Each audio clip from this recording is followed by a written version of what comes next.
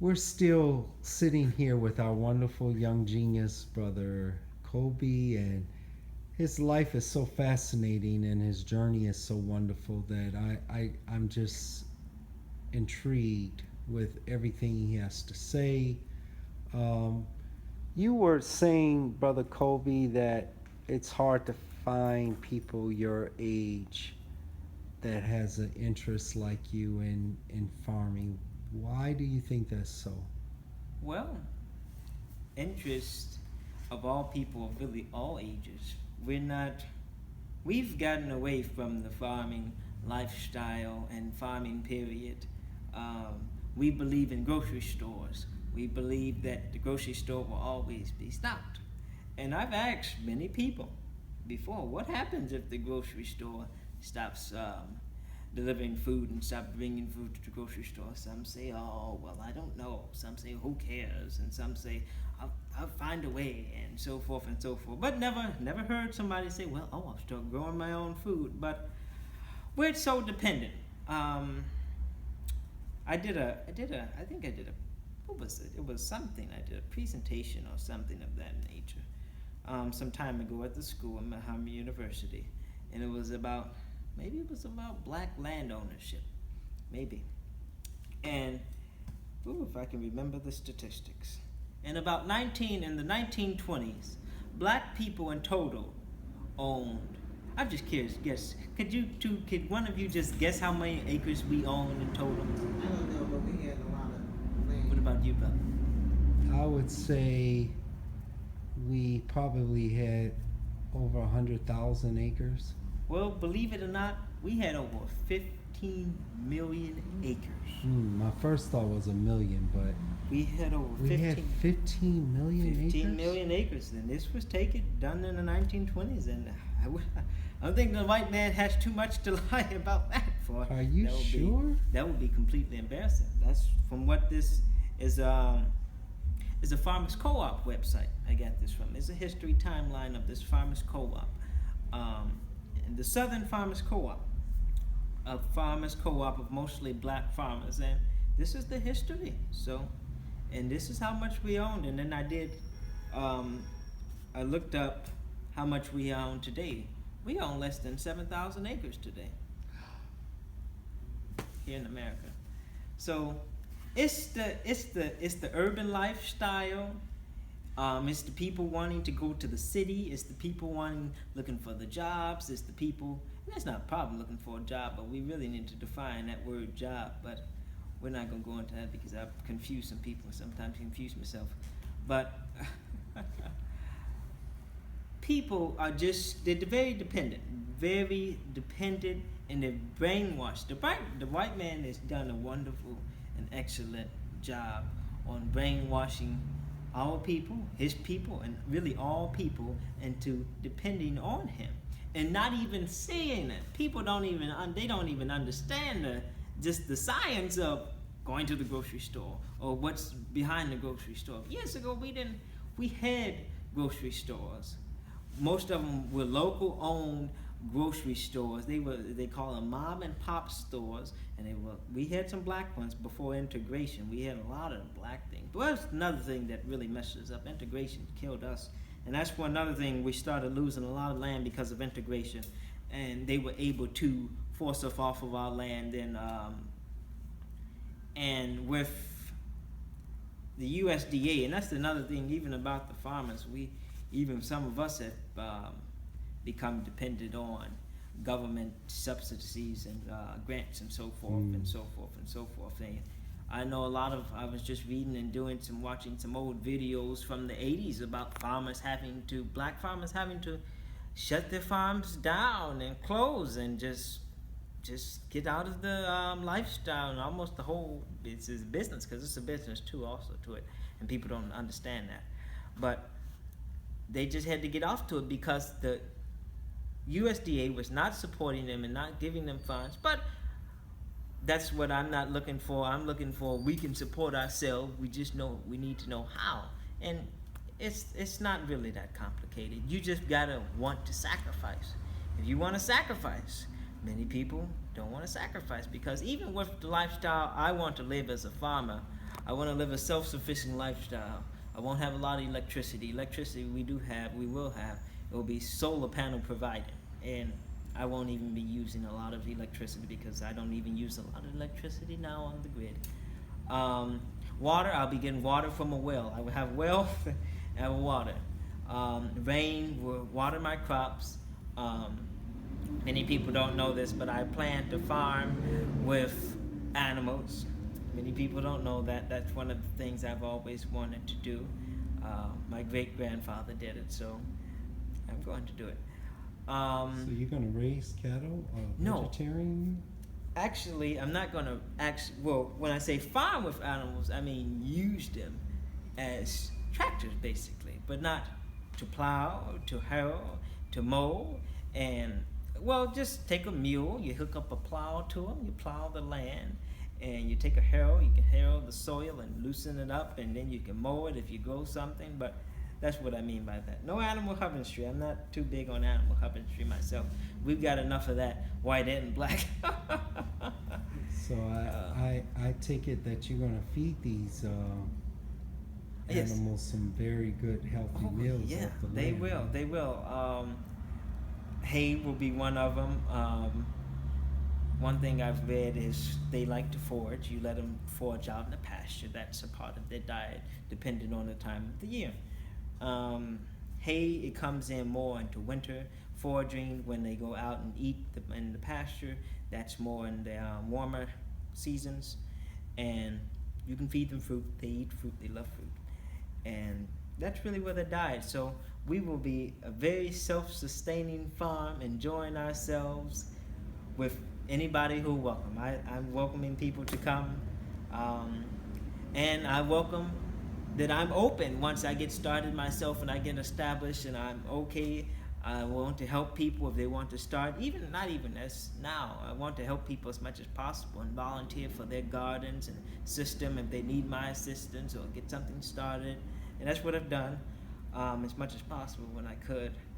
And I will be open to, because my goal is people to come to me, ask for my assistance, ask for my knowledge, but then, as I told you already, eventually I'm going to let them out on their own. I'm not going to hold their hand. I still be in the presence, but I'm not holding their hand with it, and they can start their own, because that's what we're going to have to all get down to one day.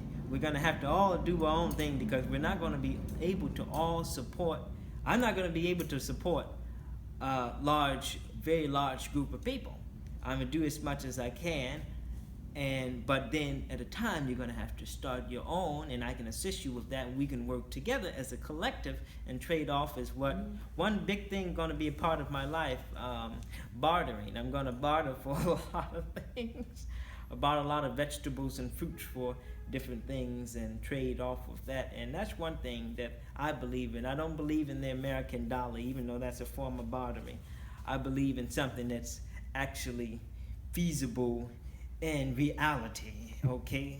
Because in reality, if the government were to shut this down, the American dollar would mean nothing, but some watermelon would. It mean a lot. But yes, that's all really that I really we could talk about, unless you ask questions specifically. Do you have any other passions besides farming? I love history. Different history things. World history, American history. World history, American history. Oh, one thing I really love. I love geography, and it intertwines with farming. I love geography. I love traveling.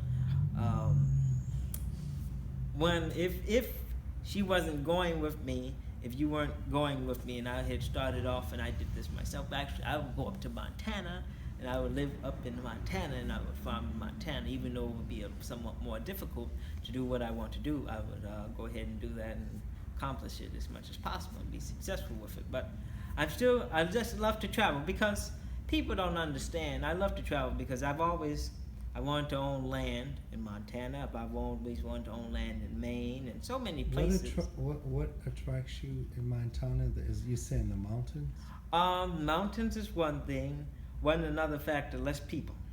I'm not the biggest on people. Less people is good for me. That's one thing I like. I like less people. Less people and more animals. Less people and more animals and more nature. More secludedness and good for me. But Our brother Kobe, Montana is known to have a place that house or is inhabited to white supremacist groups right, who they're your anarchists or they're your people who actually they go out there as refuge from the American government. they do. As So you're military familiar members. with it. I am familiar with it, and like I tell my auntie, I'm not going for the white people. I could care less what the white people do as long as they don't bother me. They wouldn't even really know I'm there. I go to my land. I take care of what I need to, and I still plan to get land in Montana and live there periodically. Not live there, but take residence as as they say, getaway. And I would put some fruit trees in, He's still growing. So. something that could something that could grow wild, and I would live there just for a time and then come back to Alabama and so forth. What But, are some of your favorite plants to grow? well, broccoli. I like broccoli. Mm. Tomatoes, because I eat a lot of different types of sandwiches, and I like sandwiches in different forms. And cabbage is good. Cabbage is good. Brussels sprouts, if you know how to cook them, as they say. Not everybody knows how to cook them properly. Well, to a good taste, but Brussels sprouts. I grow Brussels sprouts in my garden. Everything I just named, I grow in my garden. So you live off your garden, huh? I don't live. I live half off my garden because That's even great. with my diet, I eat a lot of fruit, and I don't have any fruit anything in at the time.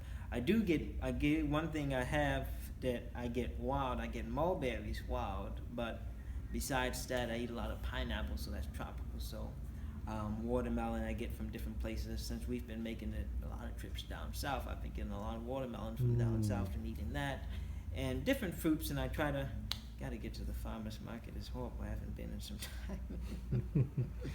But yes, Have you ever tasted the bread from the bakery? many times, many times. Have you? Brother Ronald, you know Brother Ronald? Yes, of Yes, course. indeed. I He's used one to of my buy. salesperson. I used to buy bread from him all the time, and he asked me, "When am I going to call him and answer his call?"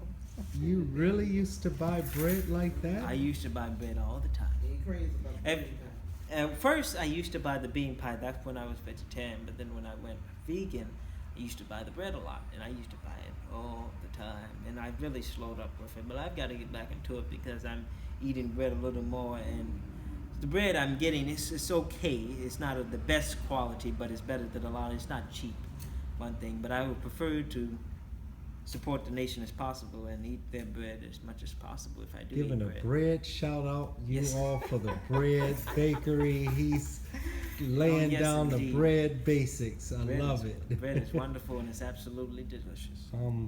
All praises due to Allah.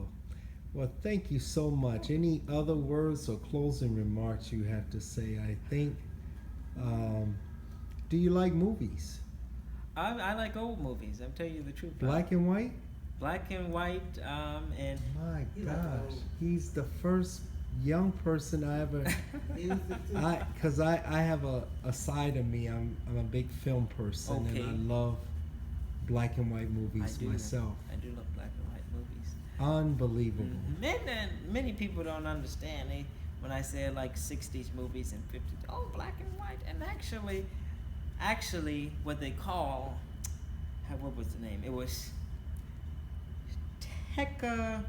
Technicolor, I believe Yeah, that was Technicolor. Technicolor, Yeah. and that came out in 1938. And one of the first movies was, what was the Seven and the White Dwarfs? Dwarfs, yeah. And that was one. And many people don't know that they were doing that for years. That is nothing new.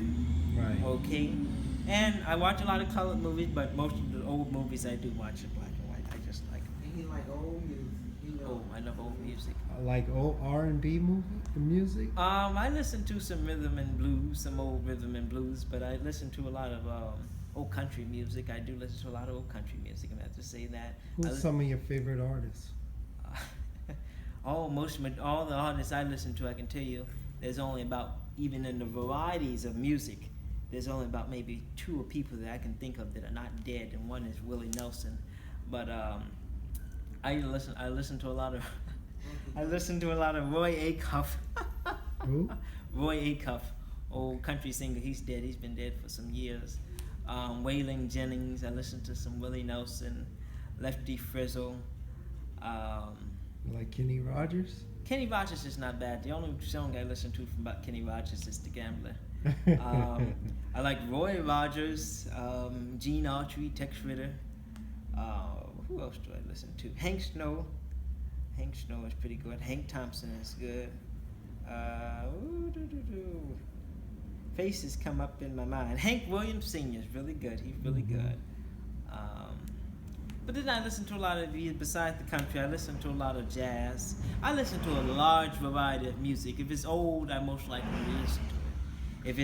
If it predates, most likely the 70s, because I listen to music from the music time period of my time period is from the 20s to the 70s majority. I go out in some 10s, but not a lot, and then I go out in some 80s, but not a lot. But most of it was made in the 1940s. No, let me say the 1930s, because I listened to a lot of Al Bowley and Ray Noble and Count Basie and Duke Ellington and Louis Armstrong, Buck Clayton, so forth and so forth. The 30s, the 40s, the 50s, and the 60s. That is the majority of the years. But I listen to a lot of music in a large variety. That's one thing I can say about myself. I have a variety of music. I even listen to a lot of foreign music. I listen to French music. I like French jazz. Do you know how to play any instruments or sing? Well, years ago I got into the piano. He keeps saying he's gonna go back in. And I got out of it because I was taking classes, and then if someone told me eventually on down the line, just weren't interested, because then I started not bringing my materials and my books and my instruction manuals and things to class. So we stopped that eventually after a nice amount of classes, but I do like to play the piano, and Perhaps it wasn't the right teacher to really keep you interested and enthusiastic in it. Yeah, yes. Well, she was a good teacher. Let me see that. It's just at the time I wasn't interested. And as I grow and learn on things, I like one thing I say: if you go with something, try to stick with it. Because then that's really something that you won't really particularly need it, because it's not an essential life, but it's something good to have when you can do extracurricular things and activities in life that you know. So that's one thing. Another thing I've been working on, haven't gotten to in some time, we're working on another language. What other languages intrigue you? Well, we took Arabic at school, and I got to keep up with it on my own, and that's one I really want to learn, because How was my nephew Imam Sultan doing? oh, he's wonderful. He's wonderful. a great They're good teacher, Yes, yeah. indeed. He's absolutely wonderful. Him and Sister Nadia are wonderful. Mm-hmm. But one thing I want to learn Arabic, because one of the things I've always wanted to buy land all around the world. I'm gonna tell you the truth, and almost every continent of the world, I wanted to buy land, even Europe and South America and the Pacific Islands and so forth. And I've always wanted to live there in some time or another. But one place that will most likely be a definite yes. Going back, I want to get some land in Africa. Haven't decided yet, but I want to be in a mountainous region of Africa, and mostly the mountainous regions of Africa are in northern Africa, and that's where a lot of Arabic-speaking people live. So you have to know it. I happened to be in the Sudan before. Oh, you've been to Sudan before? Yes. Okay. Very beautiful place, and I really enjoyed my stay there. Yes, indeed. I found the people to be very beautiful They are. and warm, and my father was actually touched in the early 50s when he went and made a trip there with the Sudanese people, because they kind of look like us. They kind of look Yes, like you. Yes, indeed. and you will be easily mistaken for a Sudanese. Yes, indeed. And that's one thing I will go ahead and mention is many people I have encountered and met, they've always stopped for one place they've always stopped. I was from the Caribbean islands, or few people told me they thought I was from India, and some people thought I was from Europe. But yes, indeed. No Ethiopian, no Somali. No, mostly India. I've got a lot of people who thought I was Indian, from India. Yeah, I can see that. So, What did the children tell you when you came back to Muhammad University? What did they say? You are a millionaire. well, a few people actually was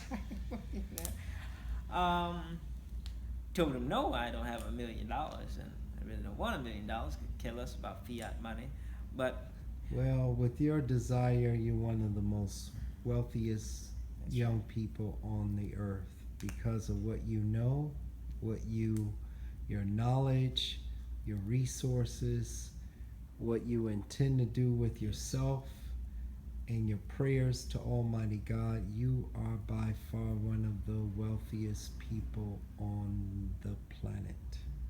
And I mean that.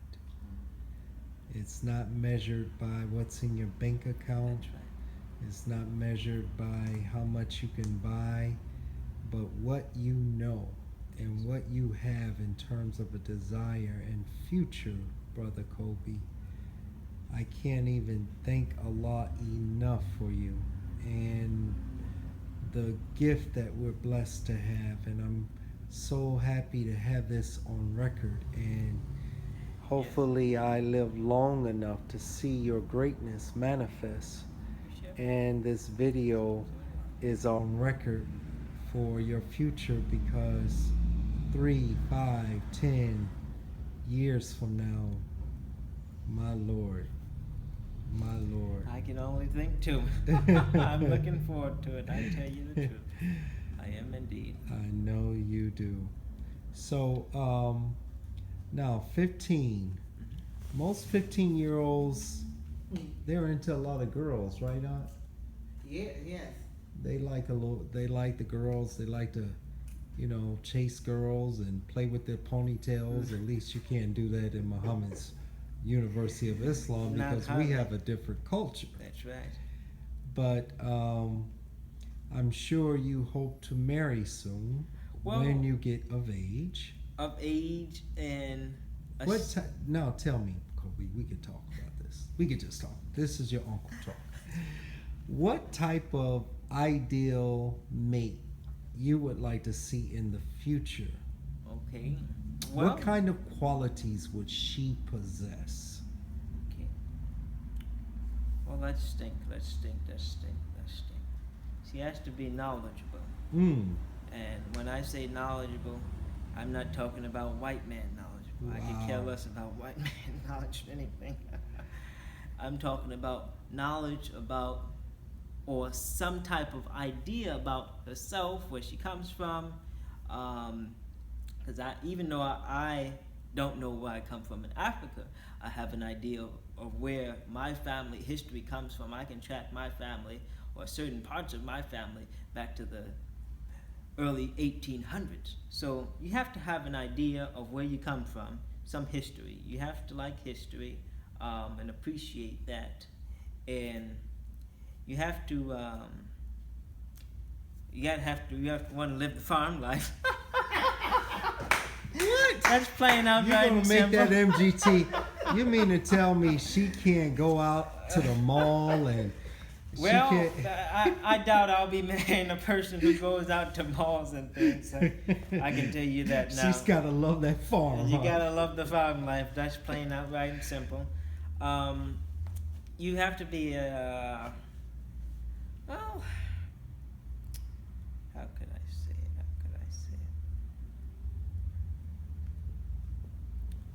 Ooh, it's not coming up. Well, I mean, you just have to be a quality person with some knowledge, and you have to be entwined into what I'm going to do, because it would be not just me doing this, it would be the person. If we're in this relationship, you have to engage with me into this.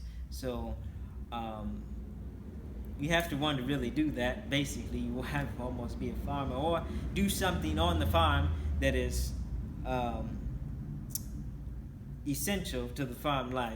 And you just have to love. You have to love the natural world, and you just have to have some respect for the earth, respect for yourself, respect for others and the universe and God Himself, Hmm. and you just have to be just those really qualities of that really. Yeah, who But wouldn't want that? but basically, outright, you gotta want to live the farm life.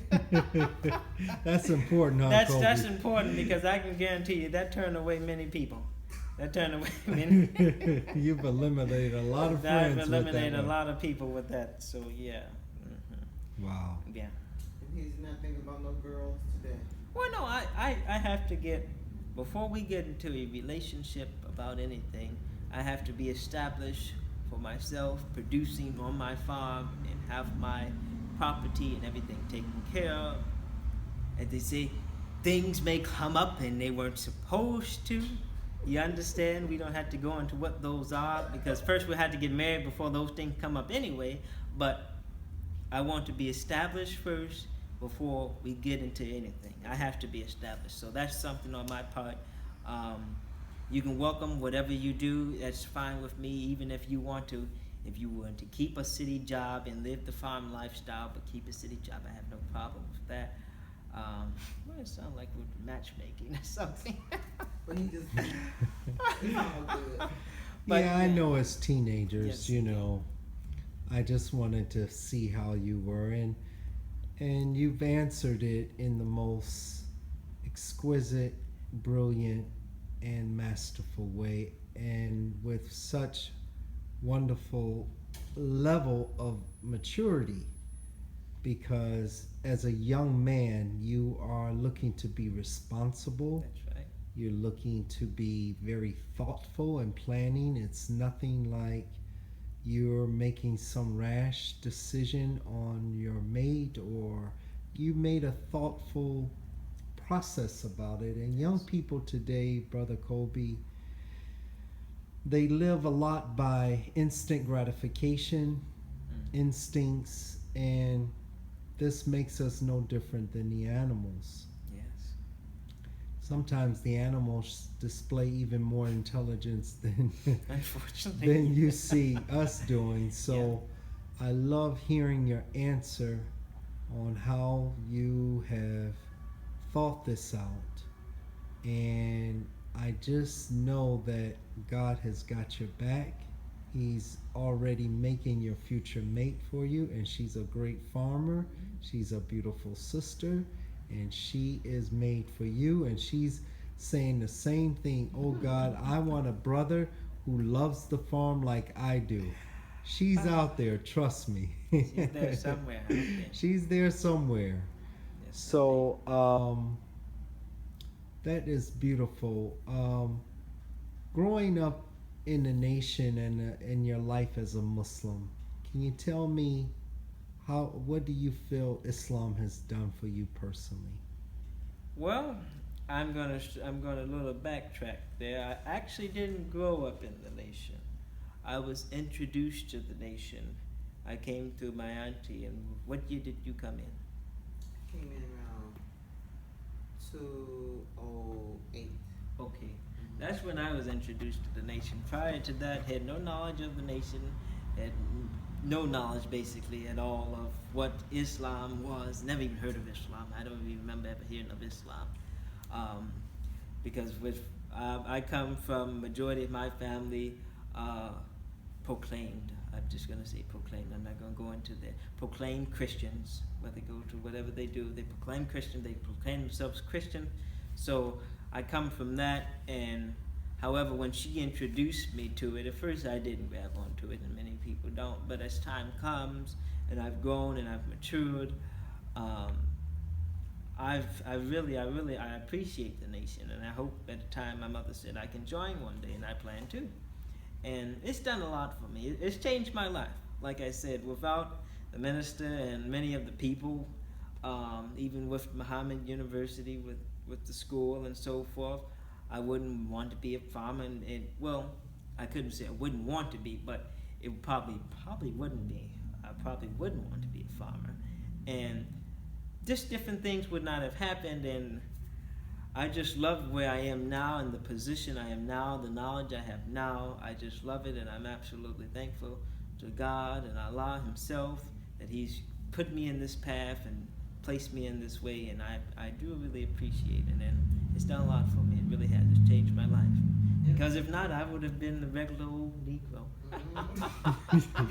I came from that. Many people don't know it. They expect me, as many people, what do you listen to classical music? And then later on down the line, I told them about myself, and they found out at the time I listened to rap music, and I was in all of that and so forth as a child growing up without any sense of direction. Well, I had direction. What I mean is, when we have direction in the black community, what we call direction is, it's not really direction. Growing up in that, it's really because what we're producing is, I can understand what the white man has done to us, but we think we've got to change what we do. But the nation's changed me. The nation's completely changed me. I've been a regular old Negro. And what I wanted from him, I wanted him to at least get the knowledge. Get the knowledge and he take it from there. That's what I wanted. To start off, I wanted him to go to Muhammad University. He did go there in fourth grade. Something happened, he left. And then when I always let Kobe know, you're welcome to go back, because I'm the one, got him there. And he chose to come back in the 9th grade. He chose to come back, and I was glad. And I was hoping he'd stay for the 10th grade. Yes. So. We all hope that he stayed for the 10th grade and the 11th.